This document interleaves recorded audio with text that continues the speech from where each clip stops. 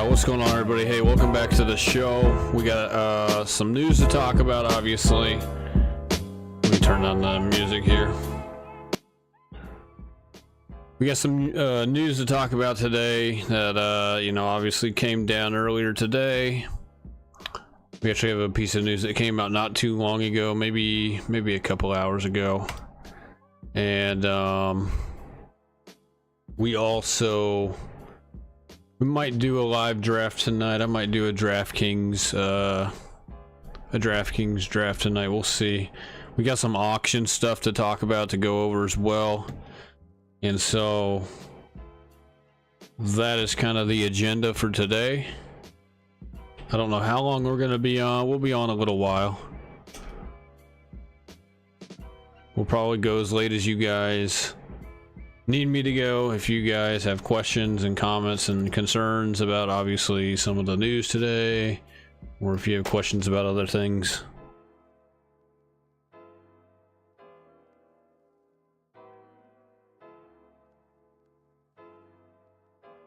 Alright, let's jump into kind of the bigger news here today. If you guys have seen the thumbnail, you guys know. If you guys, I'm sure you guys know already, if you guys have seen it from maybe other channels.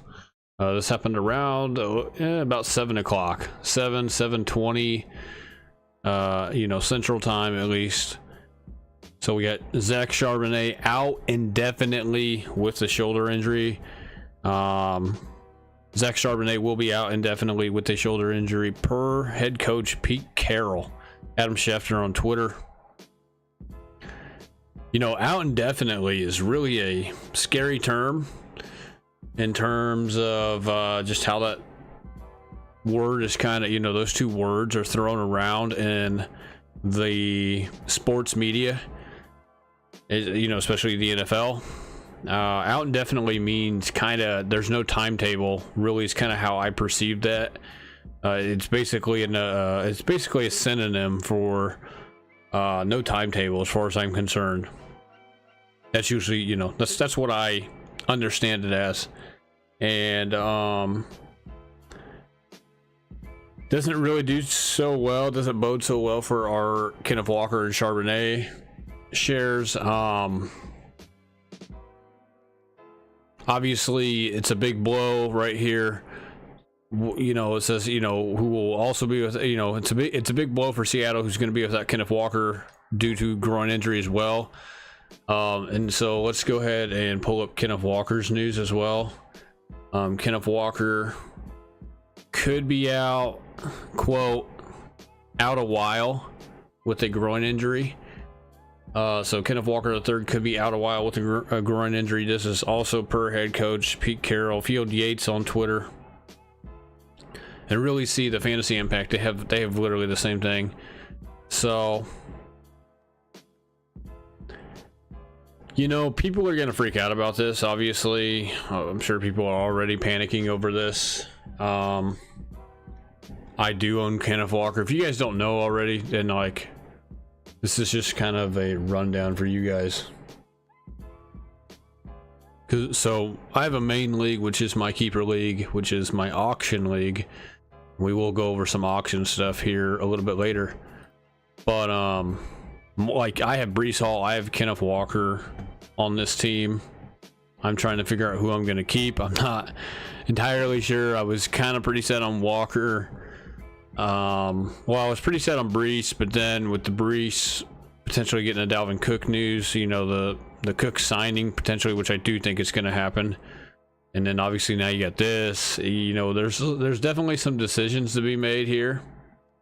There's definitely some decisions to be made. And we will obviously make that decision when the time comes.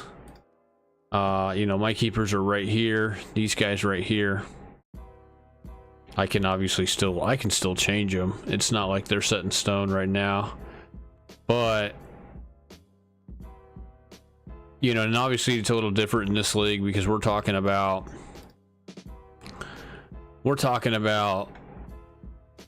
price tags on players and stuff in this league. You have a dollar amount up here, as you guys can see the dollars amount. Of course, it still says we have 186, but it'll change depending on who these keepers are once they lock in and stuff for each team.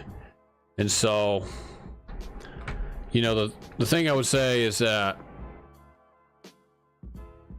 you know, we have some decisions to make. Am I selling on Walker this year because of this news? Not at all. I think if we look at the news closely, it looks like Charbonnet's is I mean, it just seems like, I mean, we don't know. Who knows? Maybe we'll get some more information. I would wait till we get some more information before we start going into like panic mode over any of these guys. But it sounds like Charbonnet his injury is a little bit more severe, if that makes any sense. I mean, I don't know. It's weird, and this could be false reported. You know, there could be a little bit of like gray area the way that these are reported as well. We don't know. We won't know.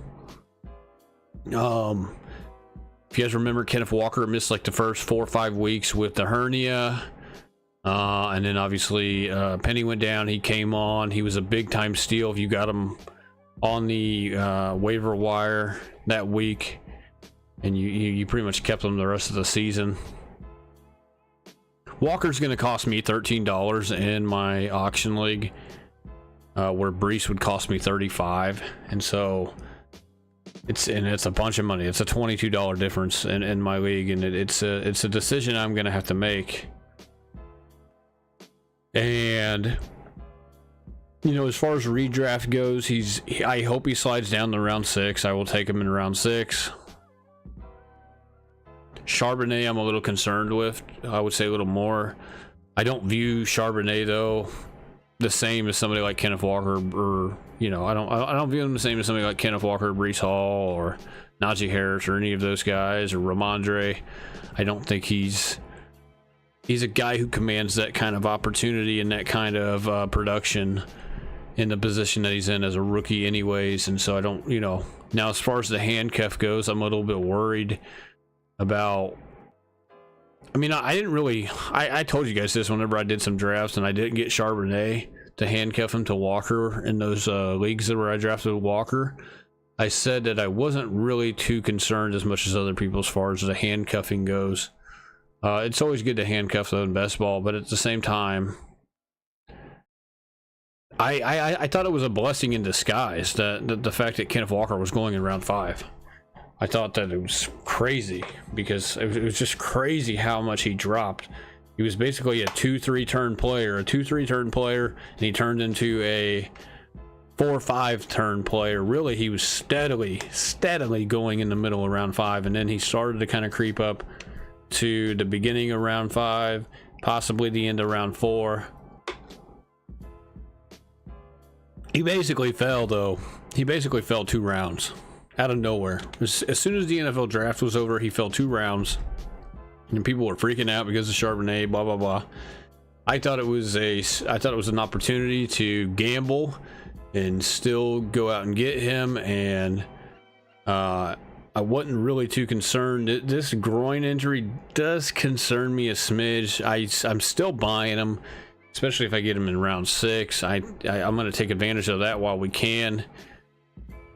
Remember, we still have 1 month before, really, we actually have about 5 weeks. We have about 5 weeks. We have about 5 weeks until the NFL starts, until it officially starts, and so we got time here.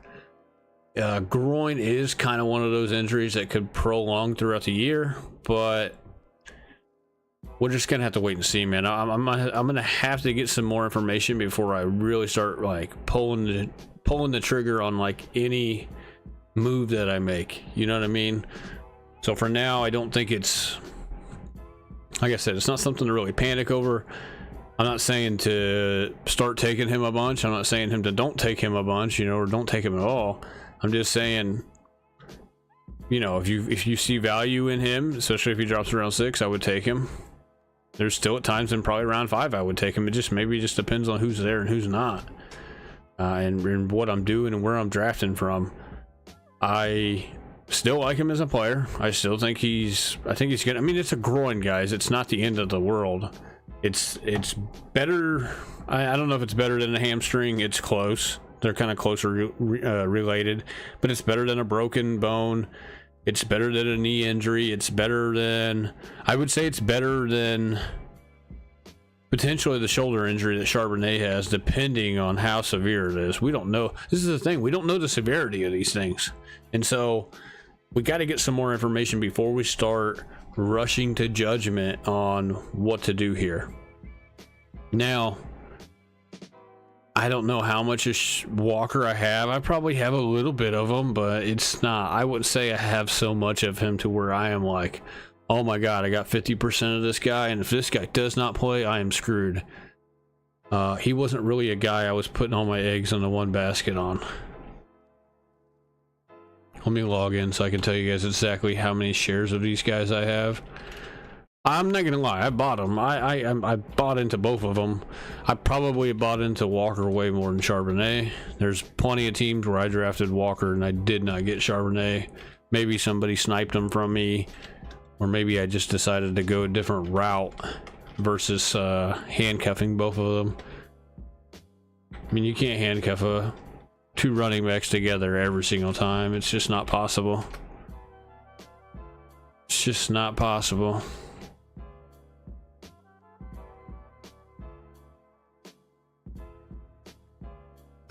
All right, let's log in here. All right, so when it comes to, we're almost up to pick on a couple of these slow puppies that we're doing. So when it comes to my main 2023 season drafts that aren't the super flex drafts and stuff, we got, just so I'm not lying to you guys, I'll show you guys this. I don't, you know, I like to not hide stuff from you guys because I don't need people calling me out for something stupid. So Kenneth Walker, we got 20 shares of about 13.8%. So we got a fair amount. This is out of 145 teams, by the way. This is out of, let me go back here. This is out of all of these teams right here, this 145. I don't think I have them at all. I only have two of these teams. Yeah, I don't have them at all in these two. These are the pre-draft best balls. These are way back. Super flex. I got them 4 out of these 10 teams. I got a fair share of them in these 10 super flexes. The 14 weekly winners, I probably don't have a whole lot of them, to be honest. I got 2 out of the 14 teams. Let's see what Sharps is. I got 1 share. Let's see the 25 super flexes we got here. Like I said, I'm bought in, but I'm not bought in. I got 2 of the 25. Out of 25 teams, I have 2 shares of them here. Charbonnet, no shares. Let's go see how much we got out of the 145 here on Charbonnet. 14 shares. I got 14 shares of them out of the 145 teams, and I got 20 shares on Walker. You know, it's a fair amount, but it's not crazy. It's not anything stupid crazy.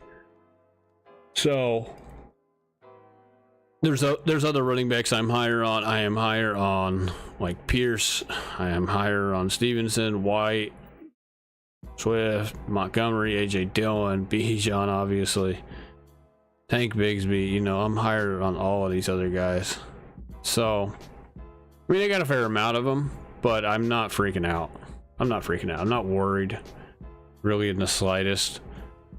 Let's go over this last piece of news, and then we you know, we'll circle back to Walker and Charbonnet, and maybe, you know, we can throw some ideas out there what we think might happen. I do think that there's a possibility that Seattle goes out and gets one of these free agent running backs, maybe like Kareem Hunt. So Kareem Hunt or Zeke would be kind of my 2 guys that I think would probably fit in pretty well here. Really, Kareem Hunt would be the guy I could see maybe the most going to like a Seattle. If Charbonnet or Walker, but mainly if Charbonnet, I think is really going to be out kind of a little bit more than we expect. I would say there's a good chance that we see like a running back from the free agency being picked up here by Seattle. So Seattle hasn't really been friendly to running backs over the years. I'm not going to lie to you guys. They're one of those teams kind of like San Francisco where you're like, why are all these guys getting hurt at this position? Really, of course, in San Francisco, it's pretty much every position, but you're like, why are all these guys getting hurt every single year here, you know, at this team? So I don't know if it's the way they do things or what's going on, but Seattle is not a very running back friendly team. If we look over the years of, I mean, Penny, obviously, you know, the injuries just piled up for that team. All right, so this last piece of news, Jonathan Taylor could be placed on the NFI. That is a non-football injury list, by the way, by the Colts. According to Ari Mirov of the 33rd team, the Indianapolis Colts may place running back Jonathan Taylor on the non-football injury list due to a back injury he reportedly suffered in an offseason workout. Taylor refutes the claim of a back injury, calling this report false. This is Ari Mirov on Twitter. I'm telling you, bro, like, I can't stop laughing because it's crazy what's going on right here. If you even think about drafting, I don't care if this guy fell, I wouldn't care right if this guy fell to like round 5, I would not draft him. I will not touch this guy this year. This is getting uglier and uglier, it seems like, every single day that goes by. So they're talking about and maybe this is a false report, I don't know. But it says he's calling the report. He's not calling the report of Ari Mirov false. He's calling the report of the Colts of the report of something that he reportedly suffered an off-season workout. This is an off-season workout, you know, an injury in an off-season workout. So fantasy impact here. Taylor hasn't been practicing as he currently is listed on the physically unable to perform list. That's the PUP list, by the way. I believe he's on the active PUP list. The Colts and Taylor are currently at an impasse as Taylor requested a trade after the team's owner Jim Irsay said he would not offer an extension to Taylor, whose rookie deal is expiring after this year. To further the stalemate, the Colts are threatening an NFI placement for which he is eligible if he did receive an outside injury. If Taylor holds out, the Colts will not owe him any of his money this year. Taylor, though, refuted the back pain claim on Twitter. This saga could get uglier before it gets better, and the worry could be that this separation could be too much for the two sides to reunite. It seems like it's getting uglier. I mean, it's like I went over the news yesterday. We went back to earlier this week whenever the running backs had the Zoom meeting. Taylor was a part of that. Then you had Taylor's owner Jim Irsay come out, make a statement. I believe it was like Thursday. Basically make a statement about how he didn't like that the running backs were fraternizing or getting together, whatever you want to call it, right? He didn't like that they were getting together if they already had a CBA in place, that they worked years to get done, blah, blah, blah. And, and Jonathan Taylor, I think, probably took that a little bit personally just because he's the next guy next year. He's the next guy that's going to go through what Barkley and Jacobs just went through this offseason. As far as the running backs go, he's the next guy on the list to step up to the plate as far as to get a new deal done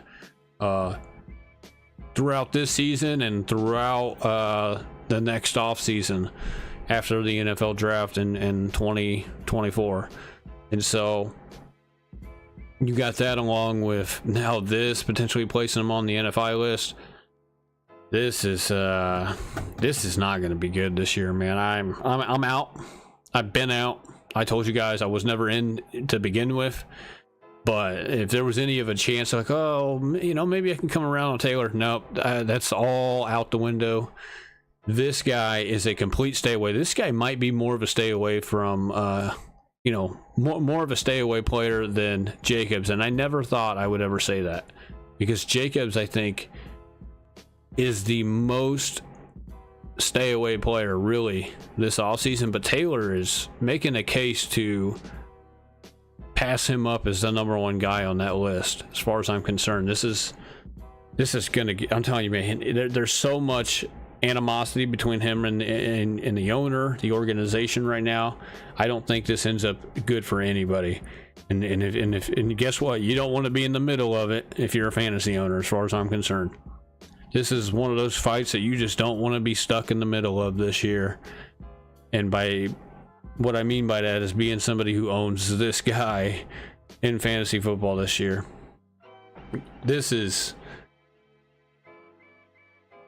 everything. It seems like everything that could go bad is going bad right now. That's the way I would kind of characterize all of this. It's like, if you thought it wouldn't get worse, well, guess what? It did. Who knows what comes out tomorrow, on this whole situation between Taylor and the Colts.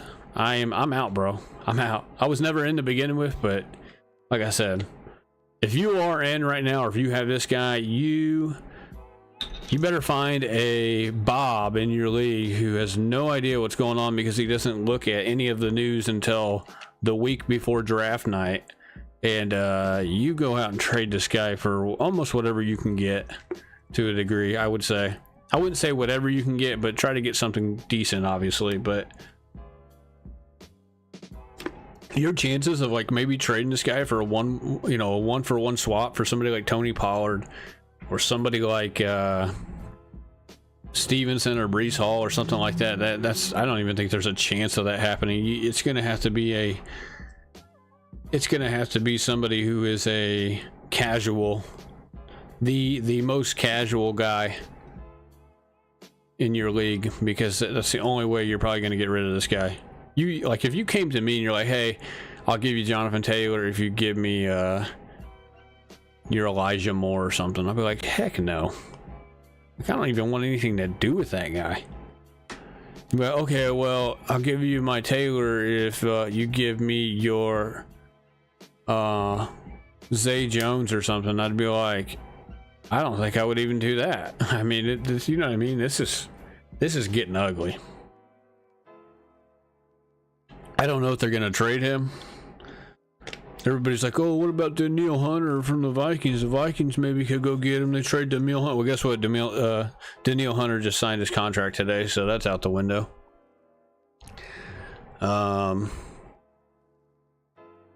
Let's go let's look at some other news here. Tua focused on yoga flexibility over the offseason. He told the NFL Network that he emphasized on yoga and stretching over the offseason aided his flexibility and key to injury prevention. Brian Robinson, according to this guy of The Athletic, Ben Standig of The Athletic, running back Brian Robinson Jr. is developing his skills as an all-around back and is better than last year when he was never, or when he, quote, never felt right, probably because of the gunshot wounds. So that's good news for Brian Robinson. I'm a little high on Brian Robinson. I've taken him plenty of times. It looks like, let's see how many shares of Brian Robinson I got. I got 9 shares of him in this. I probably got close to 15 shares probably of him throughout all of my drafts, if I had to guess. We have new nuclear players. Three new nuclear players. They're added to the list as of right now.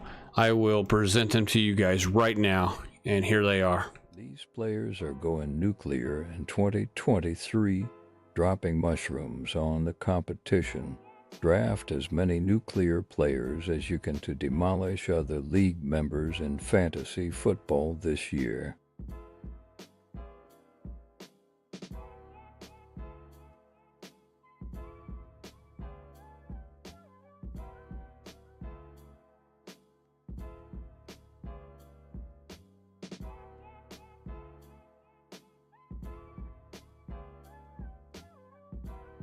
All right, so these are our 3 nuclear players here: Damian Pierce, Calvin Ridley, Pat Freiermuth. I felt like I had to add these guys because I really like as far as Pierce and Freiermuth is concerned, I have so many shares of those guys that I feel kind of, it would feel wrong for me to leave those guys out because I am so high on both of those guys. Ridley, I'm also starting to come around on. I'm not as high on him, but I do, from what I'm seeing and practice and in training camp, this guy I think ends up being maybe a guy that we should be higher on. A guy who, I wouldn't say he becomes a steal because he does kind of go a little high, but he's a guy who is worth it in my opinion. He is on a really good offense, and I can't, you know, it's hard to keep myself from drafting him from what I'm seeing, from what I know he is capable of. And so that is why I am coming around on Calvin Ridley. Damian Pierce, I have a ton of shares of Damian Pierce. I'm super high on Damian Pierce. I think he's one of the best steals, really. I would say he's a steal. I think he's one of the best value picks in round 6. Sometimes he'll go like the beginning of round 7. It's rare, but he's a middle to the end of round 6 type of player in best ball. So I think in a lot of people's leagues he's going to go 7th round, maybe 6th, 7th round in a regular league. You know, that's not best ball. So let's see how many shares of Damian Pierce. We have so many shares of Damian Pierce. It's not even funny. We got 25.5%, so 37 shares of them on the 145 drafts we have.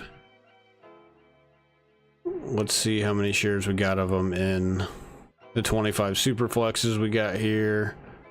I mean, look at this. I mean, I'll show you guys. He's the highest player I own in the super flex leagues.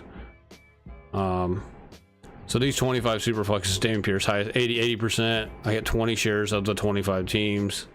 So I have him on virtually almost all my teams on this 25 super flex.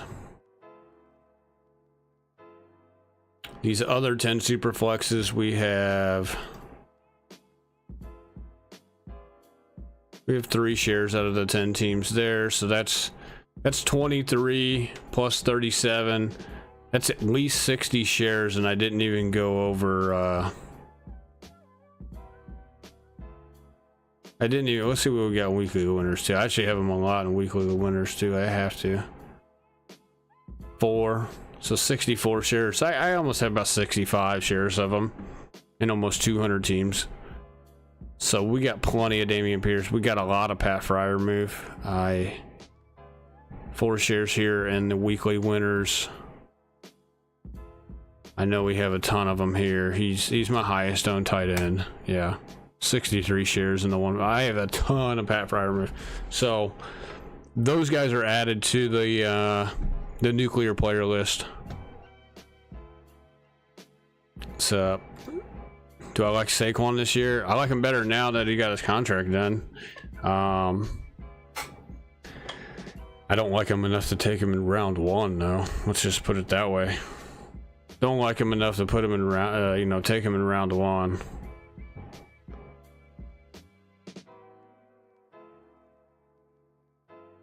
Let me see if I can do one of these here.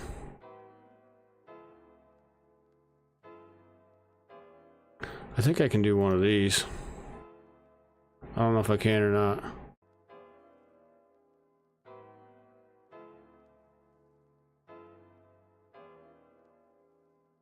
This could be a minute before we get in. This is a problem.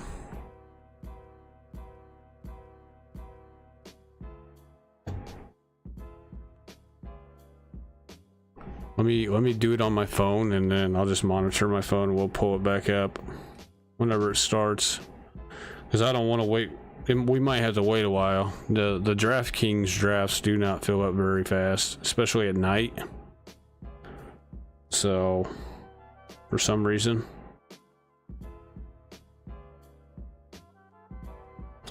Barkley is, I like Barkley to a degree, but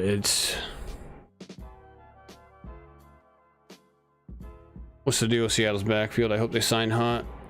Yeah, I just talked about that actually. I talked about that Hunt could be a possibility. I think Hunt is probably the more possible potential signing of any of the free agent running backs. I do think Hunt is probably a leading candidate.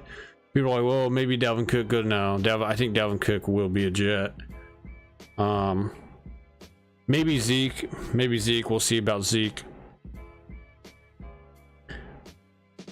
I wouldn't freak out though too much about the Seattle stuff. We don't know the severities of the injury. We gotta wait maybe a couple days before I'm starting to like panic or anything. I'm not super panicked. I know, like I said, I wasn't too high on Charbonnet anyways. I was glad that Charbonnet is giving us the discount on Kenneth Walker. I'm more worried about Kenneth Walker as far as like who I really care about. I don't really wish injury upon anybody, but like, let's just say we found out Charbonnet was going to be out like 2 months. I'd be like, oh, well, I wouldn't really kind of, I mean, it would be significant, but it wouldn't, you know, at the end of the day, it's not really affecting me in fantasy that much. What round would you take Brees if the Jets sign Cook? You know, I would hope he falls around 4. Let's just say that. It's gonna be, if he stays like right where he's at, which I don't think he would, it would be a little bit tougher to get on board with Brees Hall. Like I said, I own Kenneth Walker and Brees Hall in my main league right here. You guys see I have Kenneth Walker right here locked in as a keeper. I had Brees Hall locked in as a keeper. Like I said, Brees Hall is $35 to keep in this league. Walker's only $13 to keep, so there's a $22 difference there. And so, really what I planned on doing, and I may still plan on doing this, like I said, we don't know the severity of Walker's injury. If Walker's out like 2 weeks, I really don't care. The NFL season doesn't start for 5 weeks. So if Walker misses like 2 or 3 weeks, I could really give a crap less, to be honest. I think it would suck if they went out and got somebody like Kareem Hunt, but we would maybe have to reevaluate the situation if that happens. But I also got to wait until that happens, you know what I mean?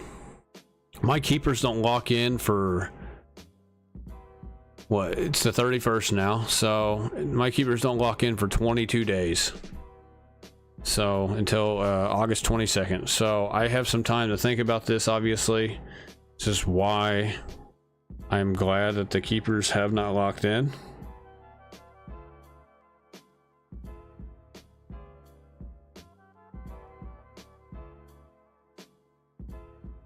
So yeah, we got time to think about it. And like I said, if Walker missed like 2 weeks, I really couldn't care less, to be honest. And Brees, really, like I said, my plan was to keep these guys here. I would have $165 to play with, and I was planning on drafting Brees again, seeing maybe if I could get him lower. And really, to a degree,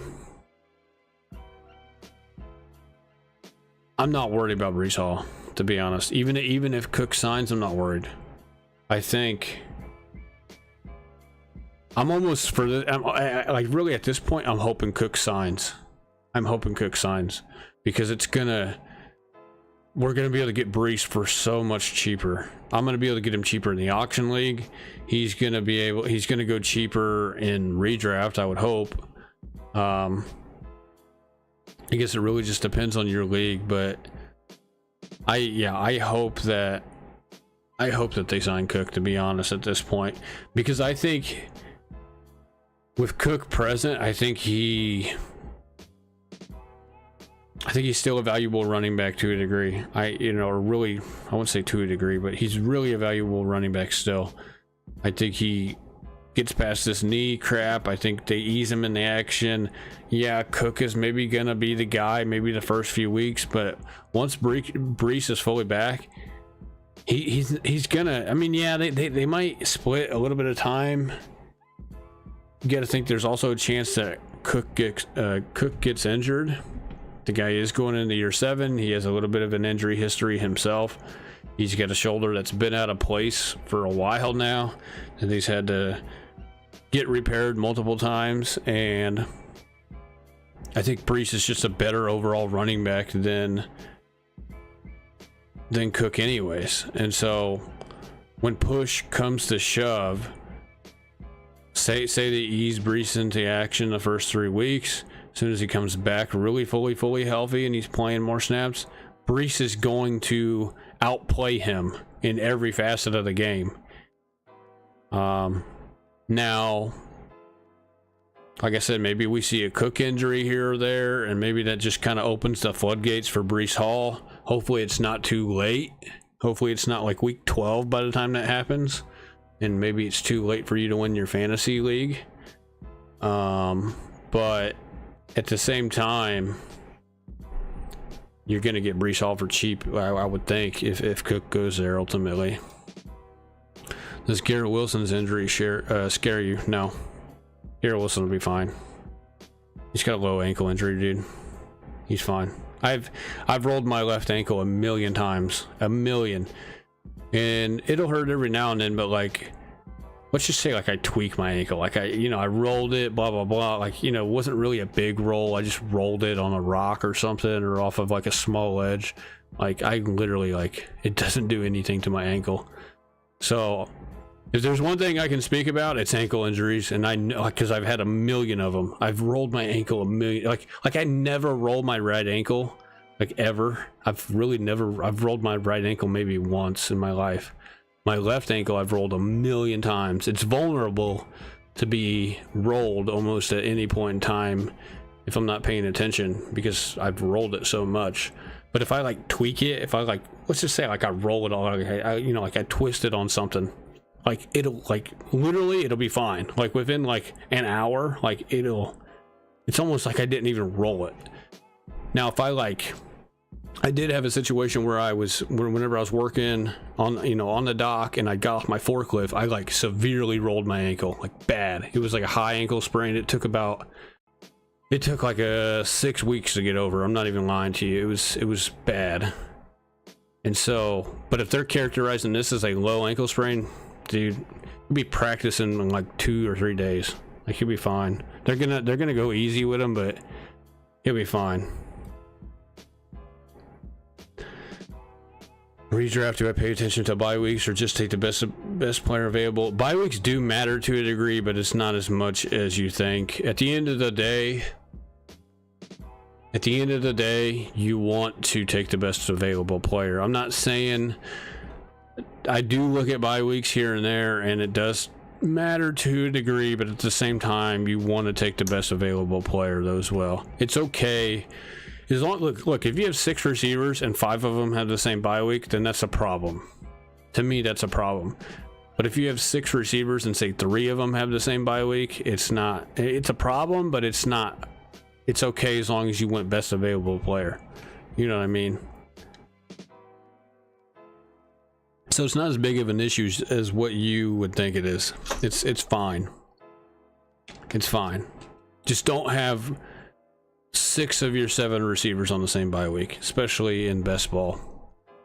Now, if we're talking redraft, no best ball, like we're talking redraft, it's your work league, and you guys do it on Sleeper, or you guys do it on ESPN.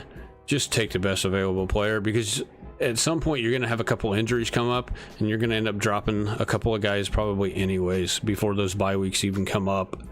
And so, yeah, take best available player 9 out of 10 times, really. The only way I'm really concerned about bye weeks is if like 90% of the players I drafted at that position have the same bye week. So, like I said, at the end of the day, you're going to have a couple of injuries that pop up, whether it's a receiver or running back or whoever, and you're going to end up dropping a couple of those guys that had the same bye week more than likely anyways. Have you seen the Bijan clips from... I actually have not seen the Bijan clips from camp. He looks incredible. I'm not surprised, though. I'm not surprised. I've been saying this forever. I've been saying this forever. Here he is. Players are going he was one of the first guys. 2023, dropping mushrooms on the competition. Draft as many nuclear players as you can to demolish other league members in fantasy football this year. Like I said, we just added Pierce Ridley Fryer move today just because I'm starting to really become pretty high on Ridley, and with Pierce and Freiermuth, man, I just own so much of those guys that I would feel it would feel wrong for me not to put them on this list. I have so much of Pierce and Freiermuth, and so I wanted to add another tight end that's really kind of not a top 5 tight end, which Hawkinson is. Obviously, I'm super high on Hawkinson as well, but these are the guys I'm looking for. Not all of these guys are going to be top players. Some of these guys, like a Freiermuth, like a Pierce, like Montgomery, are guys who have value. And Freiermuth, so when we talk about Pierce, Akers, Montgomery, Freiermuth, these are guys who can explode for you this year in fantasy because they have value. So, can I explain Freiermuth? Yeah, Freiermuth is just he's an under the radar tight end. He's an under the radar tight end. Yo, Thomas, what's going on, man?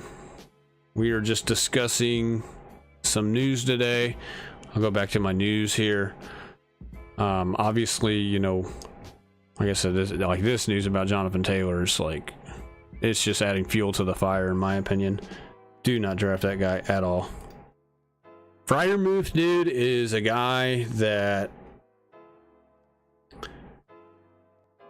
like I said, he's an under the radar guy who's becoming more and more consistent over the years. Or really, I should say the 2 year, is he going into year 3 or year 4? I forget. But Freiermuth is a consistent guy that if he just gets a little bit better quarterback play out of Kenny Pickett this year, in which I think Kenny Pickett will get better this year. And so Freiermuth has all the intangibles that we're looking for in a tight end. He is a dark horse tight end that's just waiting to break out once his quarterback play gets better. I promise you guys. And I do think there's a decent value. He goes as tight end 9 or 10 roughly. Like I said, we get a little bit better quarterback play out of Pickett, and I guarantee you Freiermuth's going to be one of those guys, especially whether it's auction or even in redraft. He's going to be a guy you can just wait on. You just wait till round 9 or round 10, or really in my case of the auction league, you draft a guy for $5 and he performs just as good as somebody who drafted a tight end at 20 or maybe even better. Kincaid, a moon man. I like Kincaid. I like him better in Dynasty than I do redraft. Yeah, you've seen me in the underdogs. I've done a ton of underdogs. Ton of them. Kincaid's a guy that, the history's not good for rookie tight ends, obviously. I'm sure everybody knows that. Maybe they're tired of hearing that by now. But I would just, like I said, I'm going to go back to what I said the other day. If I draft Kincaid as my number 1 tight end, I'm making sure I get somebody that's right next to him in the pecking order. I'm making sure I get Okonkwo. I'm making sure I get Dolchich. I'm making sure I get maybe a Freiermuth. I'm making sure I get one of those guys that go right around where he goes to go with him. Especially if I'm doing best ball. So I think Kincaid, it's good signs. We went over this Kincaid news yesterday. He's seeing consistent targets in Bills practice. This is good. But at the same time, it's tough to go against the status quo of the rookie tight ends really not producing. I think this could be a one-off year though. I'm really kind of high. I'm high on Kincaid. Like I said, I would make sure I have another backup plan though, just in case. I'm a little bit high on Sam Laporta. I think Laporta is a guy who, and I'm not saying this to throw shade at Kincaid. I think Kincaid's really, really good. I think he could be a Travis Kelce type player maybe one day. But I think Laporta is another guy who maybe you you look back on this draft maybe a few years down the road and you're like, yeah, Laporta was the best tight end in that class. There's a good chance. Thoughts on Schultz? Like I said, actually, Schultz was one of the names I brought up, actually, whenever I talked about drafting Kincaid. Make sure you draft like somebody like Schultz, somebody like Dulcich, somebody like, I think Okonkwo. I'm starting to become a little lower on Okonkwo because of the Hopkins news, Hopkins signing. And, but you know what I'm saying? Like, I think Dulcich is a good idea. Schultz is definitely a decent idea.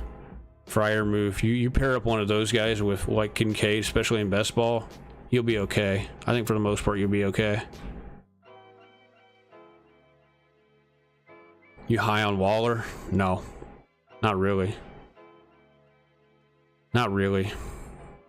We'll see though. I'm not saying he could. I don't know, man. Waller just, that guy, man. I'm not saying he burned me, but I know he's burned some people. I never really was high on him. Really, even the year that he was good, I wasn't really high on him. And then the last couple of years, I haven't really been high on him. Really, because I just don't like the Raiders, because the Raiders suck. They're freaking terrible. They're always going to be terrible. They're always going to be terrible probably until they get a new owner, to be honest. Like they're not going to get past my Chiefs for like half a century probably. Yeah, Waller 31st last year, PPR 17 a year before that. Then he had the two, finished number 2, finished number 3, 2020, 2019. That just seems like so long ago. And that Giants offense runs through Saquon. It runs through Saquon.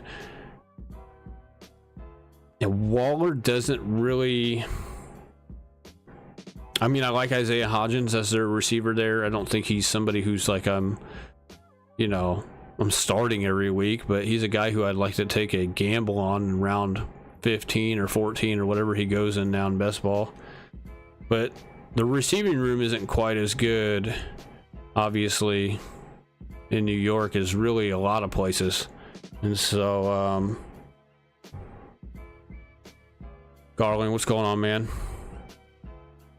Give me Gesicki. I seen somebody take Gesicki over like Jawan Johnson the other day. I didn't really understand that one.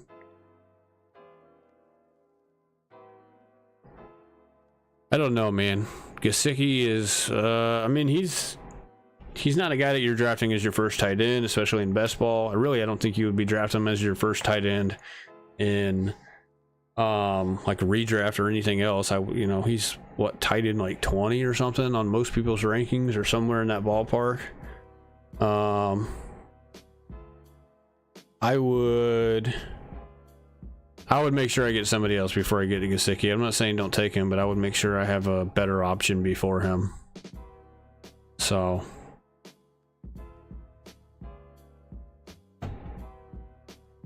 Waller, yeah, man. What is his? I wonder what his ADP is, to be honest. I forget. I'm sure it's probably fluctuated a little bit. I should be really curious to see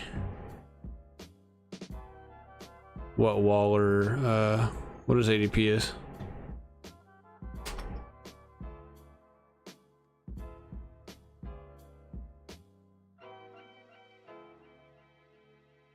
Yeah, Freiermuth, man, Freiermuth has all the intangibles that we're looking for. I'm telling you right now. He just needs better quarterback play. I don't think Kenny Pickett really is the long-term answer. I think he does get a little bit better this year. I consider the Steelers a really good organization who have a really good coach on top of that. And so, of course, the Giants have a good coach now in Brian Daboll. Maybe Daboll can get something out of Waller that we haven't seen in a few years. Waller's starting to get up there in age as well. Waller was a late bloomer. And so, we'll see, man. We'll see. I would say in both guys' defense and Waller and Freiermuth, I wouldn't say they have serious competition at the receiver room. Obviously, Waller has like kind of no competition. whereas Freiermuth has a little bit of competition. But Freiermuth, I think, I mean, I'm not gonna lie to you guys. I have Freiermuth ranked over Waller. I'll be straight up with you guys. I think he's better. I mean, he wasn't better 3 and 4 years ago, but I think he's a better tight end in fantasy now. I mean, Waller's got a chance to maybe turn his career around, but this is probably his last chance if I had to give you guys a straight answer. Waller was, or no, let's go over Freiermuth. Freiermuth was 5th in targets last year out of all the tight ends, almost 100. He just needed better quarterback play, but he only had 2 touchdowns. A lot of this is just quarterback play, man. That's all it is. He gets better quarterback play, and he's going to easily turn into a top 6, top 7 tight end. What he finished,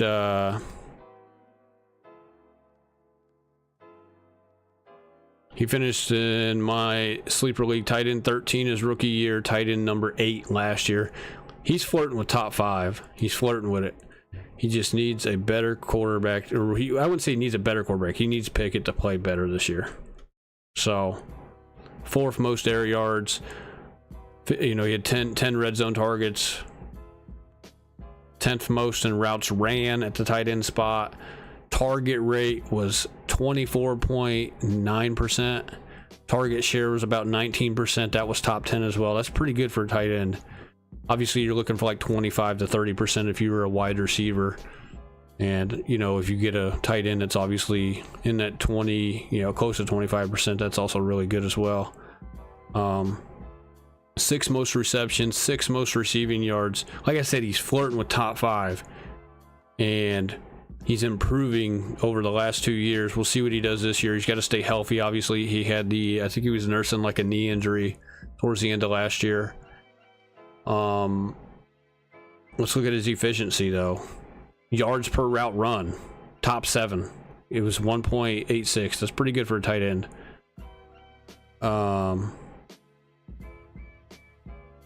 His denominator rating, which is also kind of a key figure. That's a receiver's percentage of total team receiving yards and team receiving touchdowns. So basically,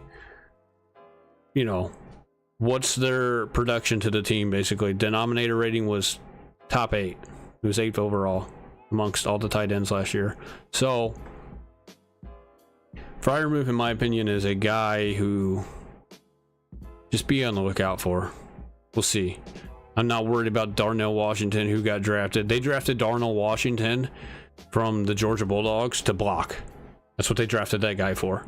He's not taking Freiermuth's job. It's not even a competition, really.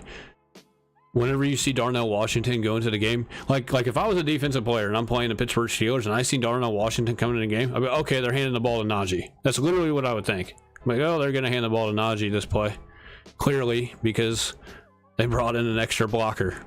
So Freiermuth is a better receiving tight end than Darnell Washington is. It's probably not even close. There's probably no competition in camp whatsoever. I guarantee it. And so not worried about that aspect of like his job being taken or anything like that. Just be on the lookout for that guy, and I'm putting him on that list for that reason. That reason, and I'm drafting him a ton. So I think he's got good value. What, round 9, round 10? I want to say like round 9 is about right where he goes roughly. Let's look at their rankings here. Bless you. My cat just sneezed. Yeah, tight end rankings here. The problem that I have with Waller is that I just feel like he goes a little too high. I like Goddard over Waller, and they're like basically what, round 7 now. They're both round 7 guys, and I would take Goddard over Waller like all day because he plays for Philly, and I think Goddard's pretty good as well, and he's kind of like right in his prime. Goddard's obviously got to stay healthy as well, though. That's the thing about some of these tight ends. They just got to stay healthy. We got to find out one that can stay healthy. But Freiermuth, look at this value at 108. And really, you could have got Freiermuth close to round 10. this actually is like borderline round 10. This is at the 9-10 turn right here. He was consistently going in like round 10 though, back in June, definitely back in May. And so basically round 10 is, I think it starts at pick 109 if I'm correct, right? And he's at 108 ADP. Let's look. I'm in a slow puppy right now. Let's look. Yeah, 109 is the first pick of round. Or see, I took him here in this draft in round 9. See, Waller actually went in round 8. He kind of fell a little bit here in this draft. Round 8, I can maybe get on board. I'm still drafting like a Greg Dulcich or a Dalton Schultz to go with him though. But see, I can still get Dalton Schultz way down here around 13 to go a Freiermuth as well. I took Bigsby, McKinnon, and Tyler Boyd before him. And so I still got Schultz to fall. Like Schultz, really, I think Schultz is he's my number 10 right now. He's my number 10. If we go back here.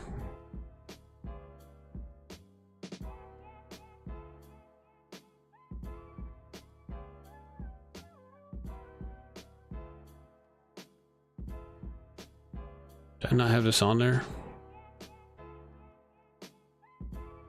Yeah, my rankings are right here. They're on this page. Like Schultz is right inside my top 10. So he's going to be a guy who's a target hog down there in Houston. Not a whole lot of competition at the receiving game. Houston's going to... Here's the thing. Because if you want to compare like Schultz to Waller, you know, like, well, guess what, Wayne? So is Waller. Waller doesn't have any receivers really taking a whole lot for him. Well, the difference is they run their offense through Barkley, and they're probably going to be a little bit more competitive. So Barkley's going to handle a ton of touches, probably again, you know, at least until he breaks down. And then on the Houston side of it, Houston's going to be, I think, somewhat competitive, but they're going to be playing from behind, obviously, in probably most of their games. So they're going to be more inclined to pass the ball more so, I think, than the Giants. And if CJ Stroud ends up being fairly decent, which I think is a possibility, I mean, Daniel Jones isn't the best quarterback in the league. He's decent, but I'm not saying at the end of the year we could be like going into 2024 and be like, yeah, maybe CJ Stroud's a little bit better than Daniel Jones. I'm not saying that's going to be the case, but it's a possibility. And so I do think CJ Stroud throws more passes than Daniel Jones does this year. I think they're going to throw the ball more. And I mean, Schultz is just like kind of Waller is. He's kind of the leading receiver at tight end on that team, probably. Or he's gonna flirt with the idea of being that. But here's the difference though. Schultz you can get around 13. Let's go back to this. Schultz you can get around 13. Waller, you're getting at the middle to end of round 7 to maybe, obviously, the beginning of round 8. So, that's the difference. Let's go to this other slow puppy. Well, this one... Let's go to one of my other teams here that's already completed. I know... Let's go to the Best Ball Mania that we did the other day. Let's see where he went in this draft. He went 75th, so that's like the beginning of round 7. And then this guy got Pat Freiermuth almost at the. This guy got Pat Freiermuth at the beginning to middle-ish of round 11. This is that's huge value. I can't believe that. I forget why I passed on him. Oh, it's because I took Hawkinson. Okay. Yeah. So that's all I would say, man. That is all I would say.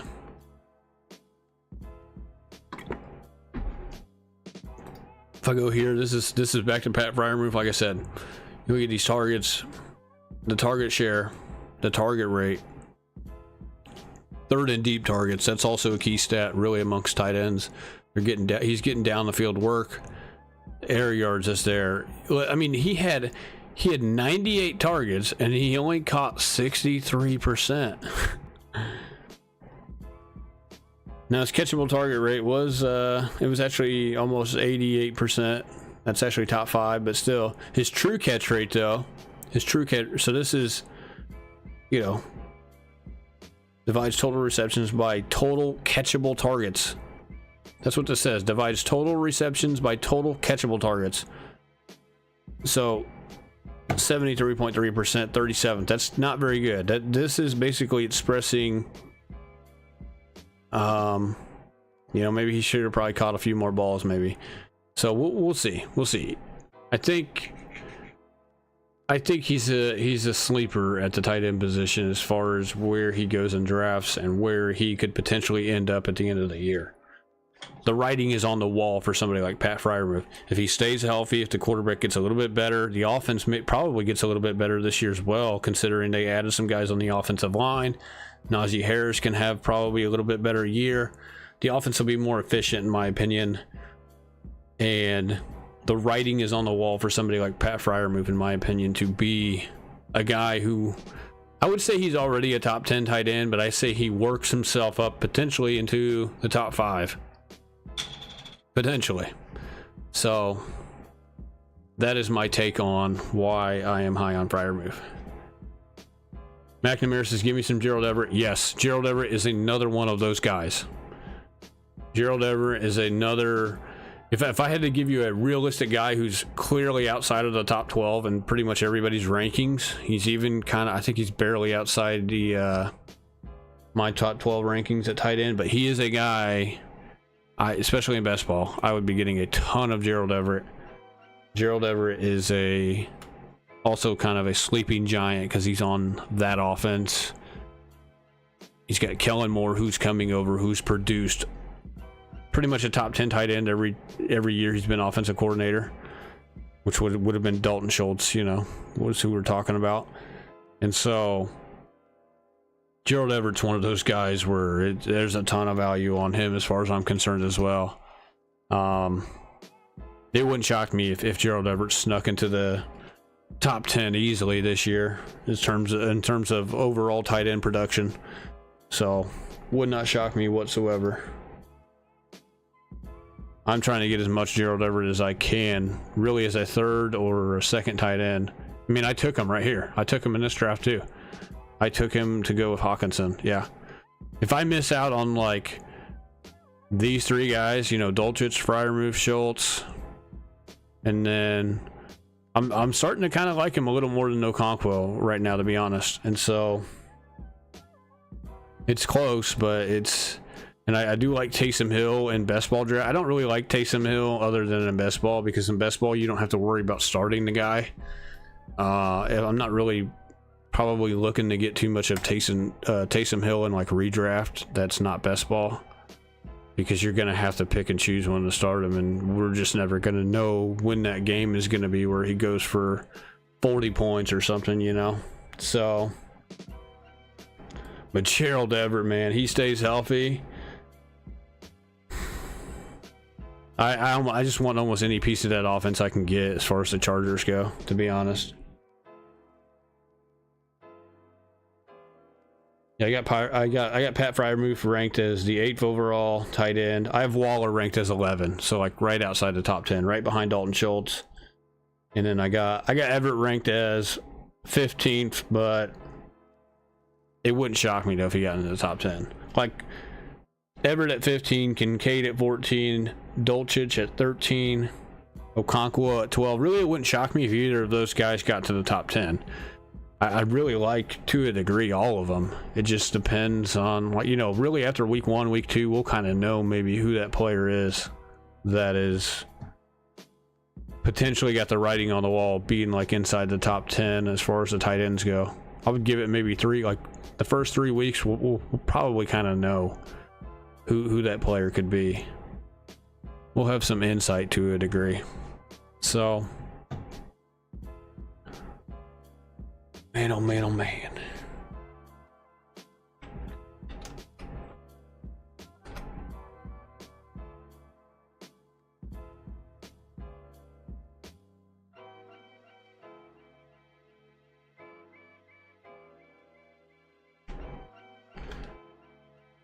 If you guys have any other questions regarding any of today's news, I am, feel free to ask away.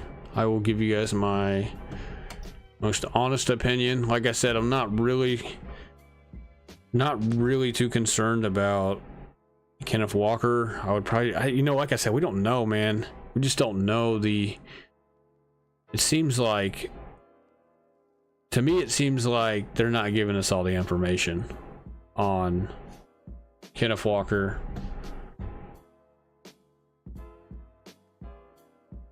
You know, we get Kenneth Walker, Charbonnet right here. I will actually, I'll put both of these on the screen. Might as well. Resize both of these.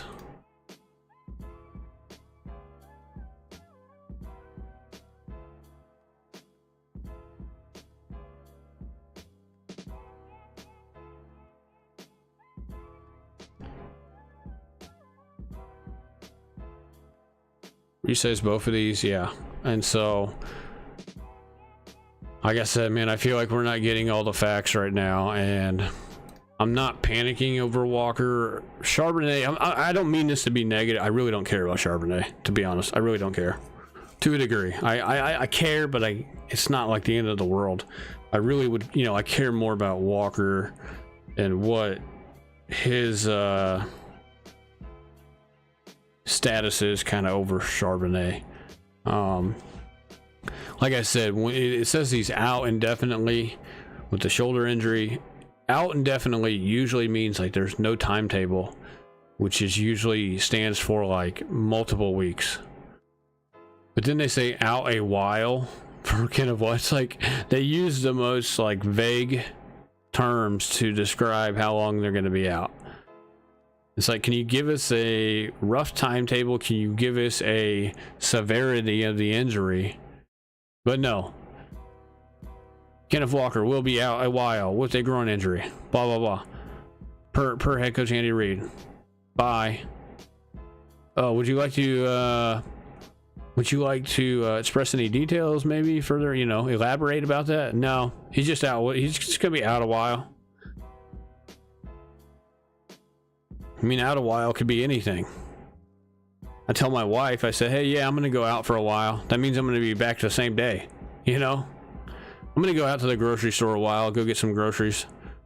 I mean, she would say, oh, okay, that means you're going to be back in like an hour or two. You know what I mean? But in football terms, we don't know what the heck that means. Out indefinitely for Charbonnet, that usually means like, you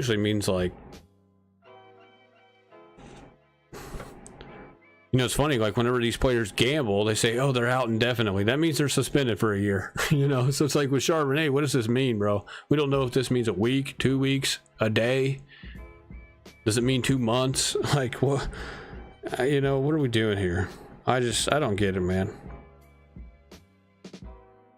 Like I said, we won't know probably. Maybe we get more details Monday, Tuesday, or Wednesday. I hate when they do this stuff to people. Because it's like every single year there's something like this happens, dude. I swear to God. It's like they don't know that people like me and other people are out here drafting fantasy teams or something. Now, luckily, my main leagues do not start literally until the week of the opening week. So September 4th, 5th, and 6th. So for that, I am lucky to not draft literally until the end of, you know, I will literally know everything, but you know, I have a draft literally the day before the Chiefs play the Lions. And so I'm not a fan of people like, you know, when people come to me like, oh my God, my draft's tomorrow, what do I do? I'm like, back your date up. I don't know, you know, draft 2 or 3 weeks later, maybe. That's what I would do, you know, if I were you.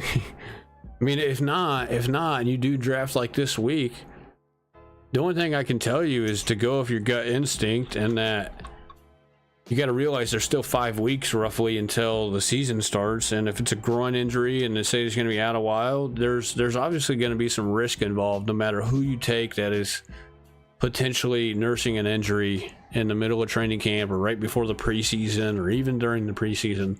You're taking a little bit of risk. You're going to gamble a little bit, and that's all you can do. I would not freak out so much about Kenneth Walker. I wouldn't draft him. Like I said, he's a round 5 player for the most part right now. And so if somebody else in your league takes a gamble on him in round 3 or round 4, then just so be it.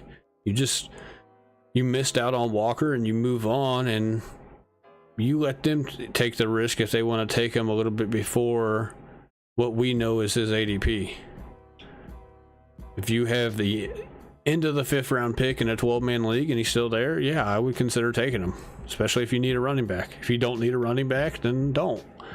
You know, it's a game time call. It's a game time decision. And I'm not, you know, I can't draft for everybody, and I don't want to draft for everybody because you guys have your own opinions, just like I have my own opinions, and it's just a shame that they don't give us more information on crap like this. I think they do it on purpose, to be honest. They could, like Pete Carroll could tell us the severity and everything, and really the perceived timetable. It would help people out in their fantasy leagues. I don't know why they don't give it, because I don't know. You know, all they're doing is setting people up to fail that draft him in fantasy, you know? I don't know, man. Like I said, we're just going to have to wait. Like I said, we got the Dalvin Cook news probably coming in this week, I'm hoping. Going to the Jets more than likely. We got the Alvin Kamara suspension news still lurking. Hopefully that comes this week. I was telling you guys yesterday that I expected both of those pieces of news to come this week. And then now I would expect, really, both of these guys, I would expect a little bit of a timetable or a little bit of a severity of these injuries. Basically more information on this I would expect hopefully in the next couple of days. Hopefully by tomorrow, to be honest. That way we can just put this to bed. But until then, I would keep an open mind, and I wouldn't panic. Let's just put it that way, especially if you're an owner. I am an owner of Kenneth Walker, so I mean, do I look like I'm panicking? I'm not. I don't draft for 5 weeks, dude. They like I said, they could come out tomorrow and be like, yeah, Kenneth Walker's out 2.5 weeks, 3 weeks. I'd be like, okay, fine. The season doesn't start for 5 weeks, so I don't really care at that point. If they come out and tell me, oh my god, he's out for 3 months, I'm like, okay, I'm dropping this guy and I'm not going to keep him in my keeper league. Like, that's pretty self-explanatory. Like I said, it's not a broken bone, it's not a knee issue, it's not something that's really severe.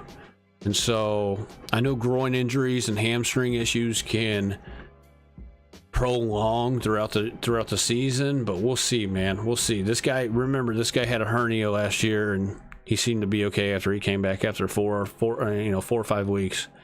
So, and then he immediately stepped in and took over for Rashad Penny because Rashad Penny went down. So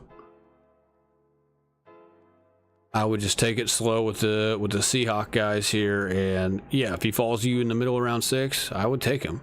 Because what's going to happen if, say, a week from now they come out and be like, yeah, he's good to go, man, he's back in training camp, and but say like this week, or say like today or tomorrow, you drafted him and you got him in round 6, you got him like at the end of round 6 or middle of round 6.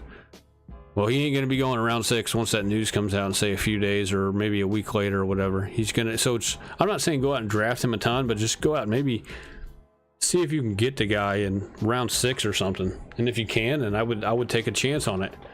Now, if you do 20 drafts over the next 2 days, would I take him in every single draft? No. I would try to vary it up a little bit and get him where you think you got good value. And if you don't get good value on him at a certain, then don't take him. So that would be my approach to the whole situation between, you know, Walker and Charbonnet. I heard Charbonnet's falling down pretty low into like the 10th round steadily, probably behind Khalil Herbert now and even Elijah Mitchell.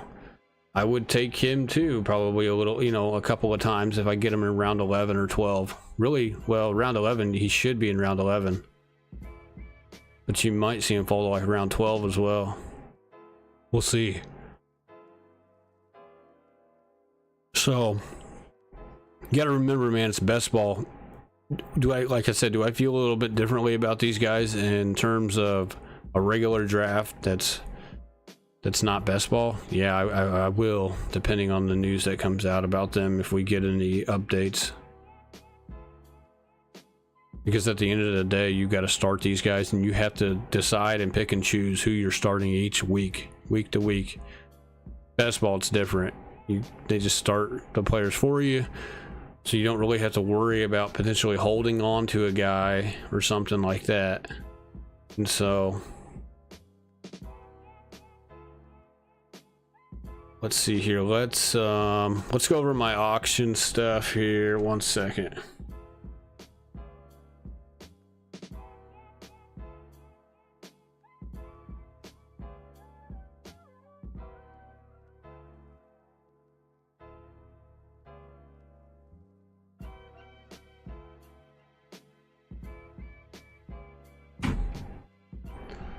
All right, hold on a second here.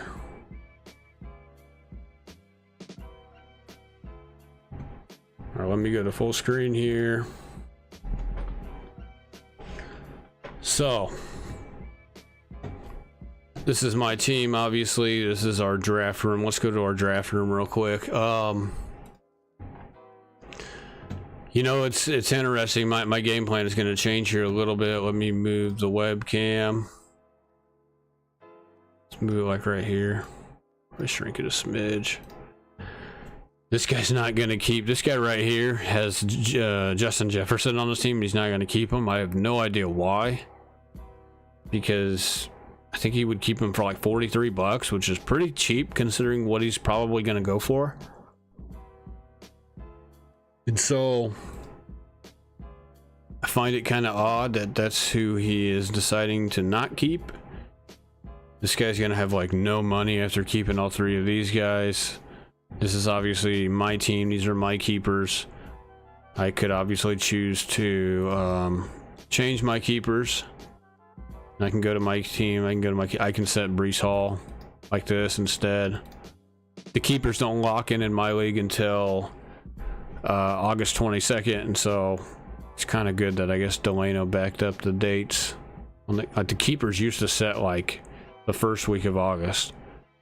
So like last year we would have had to have our keepers set. They would lock in like literally a week from like right now last year. But he backed up the date this year a couple of weeks for some reason, which I guess is kind of beneficial to a degree. You know, especially if you have guys on your team that you're thinking about keeping and they're getting hurt or they have an injury kind of looming upon them, kind of like right now. And so I'm gonna pull up my spreadsheet real quick.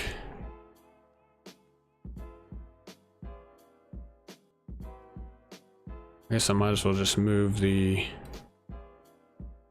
webcam up here to the top corner. So these are the rankings. We went over these running back advanced stats yesterday, for the most part. These are the teams right here. I'm gonna take these guys off. I'm just gonna see if I can build a team to a degree that if I didn't keep these guys and I had $194 to my name, see what I could do maybe. So let's go Bijan. Let's be week 11.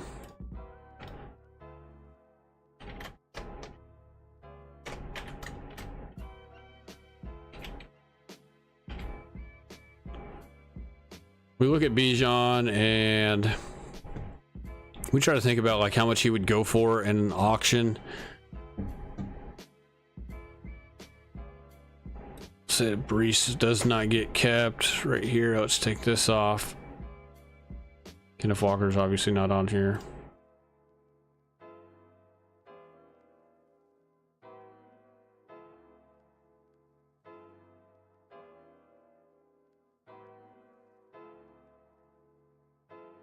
I have no idea why this is like this. Let me fix this real quick.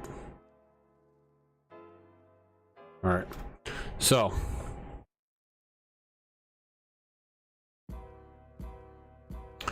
so let's say you know, this is what I got. I got Bijan going for 52. I know let's see if sleepers changed their projections here. So obviously the way to see this, if you guys are not familiar, you just go to like mock drafts. Boom, you click on one if you already have one made. And then what you do is you go to your settings and change it to auction or whatever, and it'll show you the projected values right here. I know these change sometimes. I know they changed last year to a degree. Let's see if they've changed at all. So it's still 46 on here. Okay, which is fine. I don't think he's going to go for 46. Not in my league, okay? He's just not, dude, because everybody, you know, the hype on him is so high between me and even a few other players in the league that I know they're a little higher on him. We will bid for this guy into the 60s, I believe, if I'm being honest. I'm just telling you guys, what's going to happen in my league. I'm not quite sure if you guys have a auction league, if you guys know or agree with maybe the projected values. I don't. And look, this is my 3rd year doing this, so I know. Like, I know that these are not accurate. They're not accurate. Especially when we have keepers in our league. And the reason why I say that is because, like, if you have 5 running backs or even 6 or 7 running backs that are being kept, for instance, in the league, and there are a lot of the top guys, that creates more demand for the guys who are higher in the rankings, because there's only so many of them left out there. And so right away they're gonna, you know, guys like Eckler, who's not being kept this year, Bijan, you could even consider Chubb, who's not going to be kept this year. Those guys are going to go for a lot higher than what they should normally go, because you have these guys who are being kept. You have somebody like Taylor, who everybody's going to stay away from. Potentially Breece Hall is going to be maybe stayed away from a little bit as well, because of him coming back from his injury and stuff. And now Kenneth Walker is in that category potentially as well. And so you actually drop out some of these guys who are, you know, in my tier, you know, my tier 3, and a guy who's in tier 2. Now these guys even become more valuable to a degree as far as their projected value go. And so let's just say I got Bijan for like 62, and would I be willing to pay $62 for him? Yeah, I would. Like I said, you're not going to get everybody you want. I would probably try to get, I would want Dameon Pierce.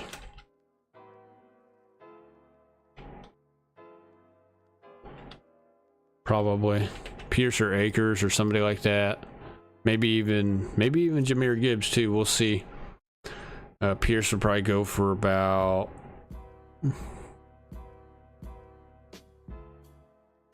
I got him going for 24. I drafted him for $24 last year exactly.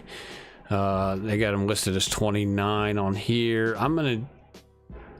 Let's find like a happy medium and let's go like 26 bucks. So I would have about $106 left.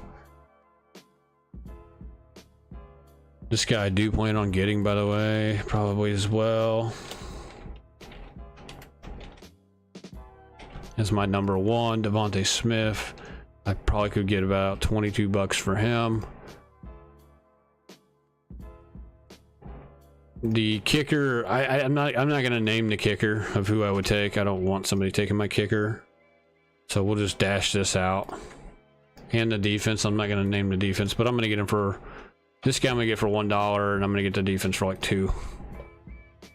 Hopefully no more than like $2. There's a potential it could be $3 or $4, but probably will not go higher than $3 or $4. Guaranteed. I mean, I will not. And so that's what the defense and kicker will be. Tight end, if we got somebody like Craig Dulcich, this could be,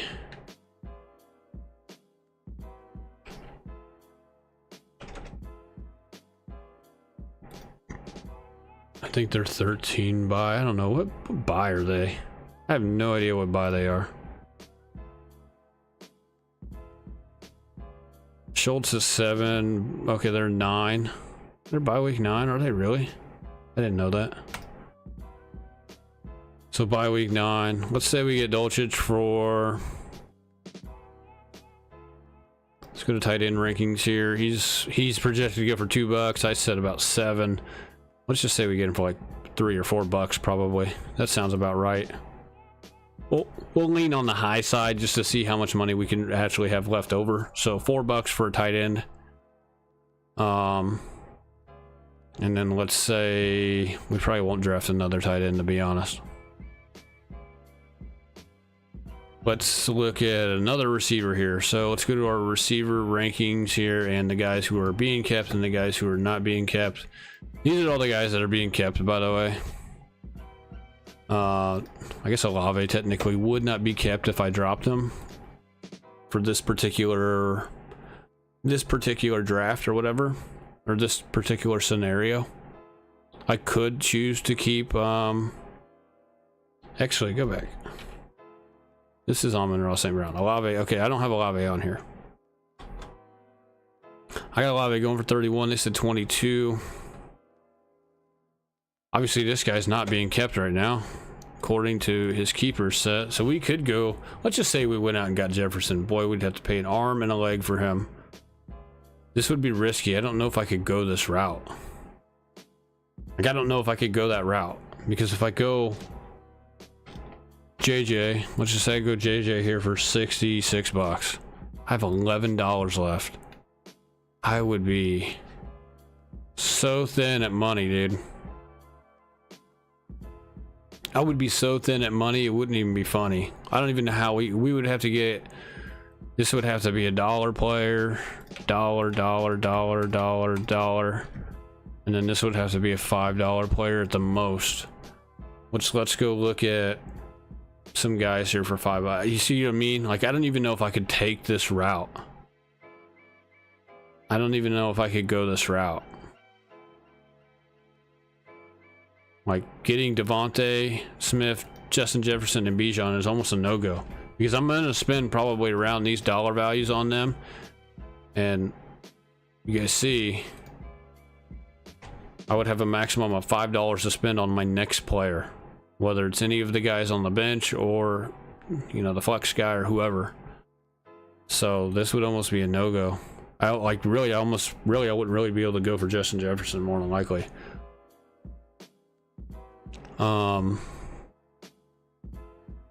We would go and get, let's see, who do they have for cheap here? Like Dotson's like $3. I don't know if he'll go for $3 though, to be honest. I think he would go for more. So let's just throw Dotson on here for $5. These guys would have to be a bunch of guys, you know, a bunch of no-name guys. This would have to be like,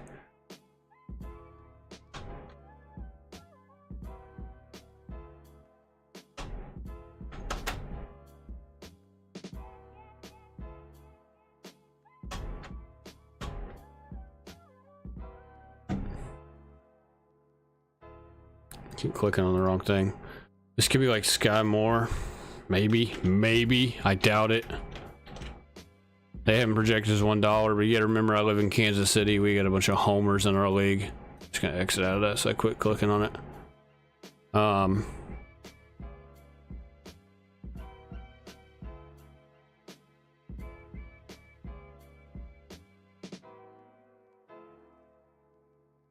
We could get Nico Collins, maybe. We got to get some running backs, so let's go to the running backs.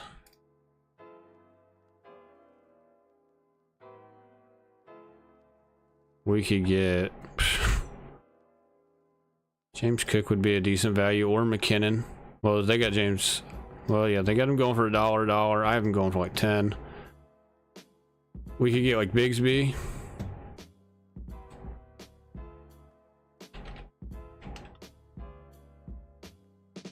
I'm kind of giving players that I for sure know would go for $1. Let's just put it that way.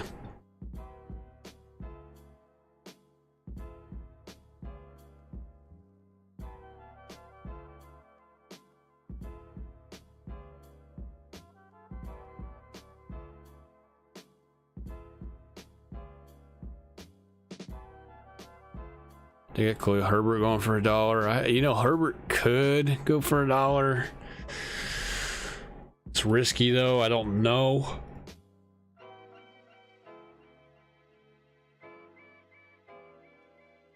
It's very, very risky.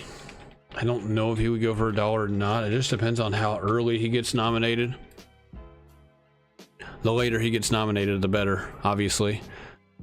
And then, you know, That's what I'm saying, dude. This JJ route is almost not a route. It's almost a non-starter to go if I go Bijan. And Bijan I may not even get for that amount of money, dude. I may get Bijan for more. I may have to spend more on Bijan than $62 is the thing. And so, and JJ may go for more than 66. We'll see. There's gonna be a battle for both of those guys. I promise you, in my league. So I might do this off stream and kind of contemplate some more. I mean, that's if I decided to only keep Trevor Lawrence. Right now, my keepers are set as Kenneth Walker, who I'm probably gonna stick with Walker, to be honest, man.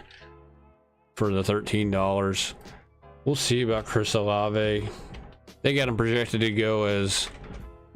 They got Olave projected to go as like $22, and I'm really only keeping him as for 18 or what, $16. And so, is it worth keeping him? Maybe if I can only, you know, if I only have to spend a couple more dollars to draft him, I'm not sure. Just depends.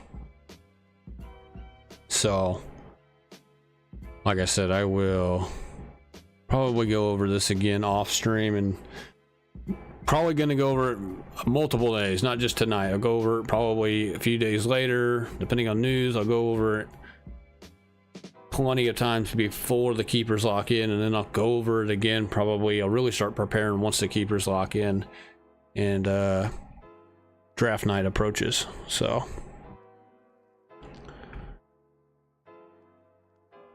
yeah, with that being said, man, I'm going to jump off of here. Like I said, we'll talk more about this. We'll talk more about this tomorrow or Tuesday if there's any information that comes out. Like I said, I expected Dalvin Cook news to come pretty soon. I expect the Kamara suspension news to come fairly soon as well. I'm expecting both of those by the end of this week, if not before. And then we got to get some news here on Kenneth Walker and Charbonnet. We got to know, like, they've got to tell us more. They just have to. Just out indefinitely and out for a while. Like, what does that even mean? They got to elaborate on that, man. Out a while. Does that mean 1 week, 2 weeks, 3 weeks? Or does it mean 2 days or 3 days, a couple of days? You know what I mean? So we'll see, man. I'm not, like I said, I'm not freaking out over Kenneth Walker. I think Charbonnet's injury sounds a little bit more severe, if I'm being honest. If you ask me to dissect the lingo that they use, you know, dissect the article and the you know, the sentence that they had, you know, with the words that they used in it, I would tell you out indefinitely to me sounds like long term. It sounds, and I don't know how long term. Maybe it's just a couple weeks. Maybe it's 1 month. Maybe it's, who knows. But and then they used out for a while, which you never hear out for a while. You never hear that term in the NFL. You never ever hear out for a while. Like, what does that even mean, bro? I go out for a while whenever I like go to the gym, or if I go to you know, I go to the grocery store. Hey babe, I'm gonna go run some errands for a while. I'll be back. What does that even mean, dude? So hopefully they elaborate on that this week. I'm looking for all three of those things this week now. So, and then also look out for maybe a potential signing of like Kareem Hunt or Zeke Elliott, or maybe Leonard Fournette as well. We'll see if one of these free agents now go visit with. See if one of the free agent running backs go visit with the Seahawks now because of this, maybe because maybe Charbonnet's injury is what we think it is, and it's a little bit more long-termish than Kenneth Walker's is. So with that being said, man, I am out of here. We'll catch you guys probably tomorrow. I should be on tomorrow at some point. We may do one stream. We may do 2 streams. I'm probably going to work on a video tonight.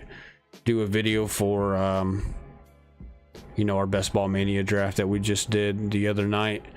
Put that up on YouTube so you guys can check that out if you guys don't want to have to go back and watch the 3-hour stream or whatever and find it. I did leave thumbnails, by the way.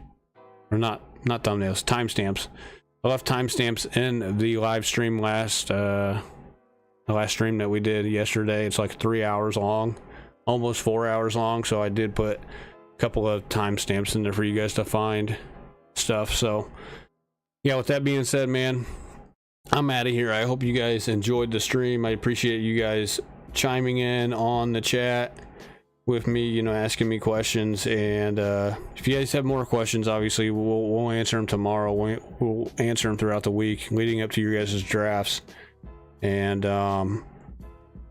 yeah, leave a like on the video for me, please, if you guys could. It would really be greatly appreciated, so I can get my content out there to more people. And then also subscribe to the channel if you are new, so you guys don't miss any of the live streams that we do, any of the videos that I put up. And you guys can stay up to date on fantasy football content. It's coming, man. It's coming fast.